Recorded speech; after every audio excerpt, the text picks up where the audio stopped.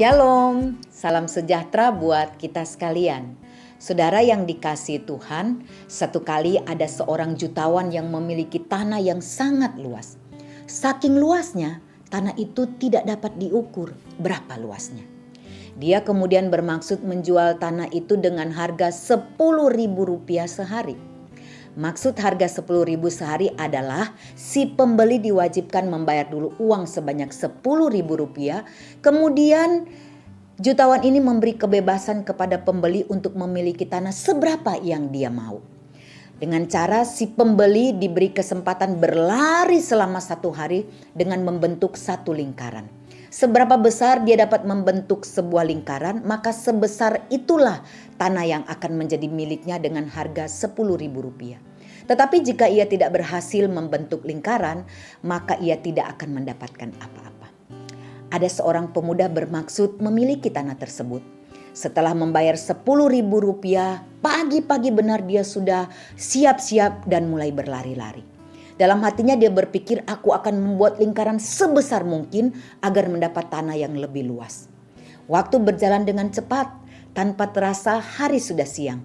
Dia mulai merasa lapar, tetapi dia menghibur perutnya dengan berkata, sabar ya perut, sore nanti kita baru makan sekenyang-kenyangnya. Dan dia melanjutkan larinya. Matahari mulai condong ke barat dan dia mulai merasa kecapean. Sudah seharusnya dia beristirahat, tetapi dia merasa sayang karena dengan istirahat akan kehilangan sebagian tanah. Sekali lagi dia menghibur dirinya. Biarlah aku berakit-rakit ke hulu, berenang-renang ke tepian. Bersakit-sakit dahulu, baru bersenang-senang ke tepian. Jika selesai, besok aku akan menjadi jutawan. Dan agar mendapat tanah yang lebih luas, dia kemudian membuat lingkaran yang lebih besar dan berlari makin cepat. Tanpa terasa sore sudah tiba, matahari sudah terbenam. Pemuda ini baru menyadari bahwa lingkaran yang dibuatnya terlalu besar. Jarak dia sekarang dengan garis finish makin sangat jauh. Dan dia berpikir, jika aku tidak berhasil sampai ke titik finish, maka jerih lelah seharian ini akan jadi sia-sia. Dia memberi semangat dirinya untuk berlari lebih cepat. Meskipun kehabisan tenaga, dia memaksakan diri untuk mengumpulkan semangat agar sampai ke titik finish. Akhirnya dia berhasil, tetapi begitu sampai di garis finish dia jatuh pingsan dan tidak sadarkan diri untuk selama-lamanya. Si jutawan tidak dapat berbuat apa-apa selain memberi sebidang tanah untuk tempat peristirahatannya terakhir. Dari kisah ini apa yang timbul dalam pikiran kita tentang orang ini? Ya, serakah. Harusnya orang ini berhenti ketika hari sudah siang dan perutnya sudah terasa lapar. Paling tidak dia sudah mendapatkan sebidang tanah lebih dari cukup dengan harga Rp10.000 saja. Saudara, keserakahan adalah hasrat egois yang menginginkan lebih banyak dari sesuatu yang pada umumnya berkaitan dengan kekuasaan atau harta. Yesus mengingatkan dalam Lukas 12 ayat 15, berjaga-jagalah dan waspadalah terhadap segala ketamakan. Sebab walaupun seseorang berlimpah-limpah hartanya, hidupnya tidaklah tergantung daripada kekayaan itu.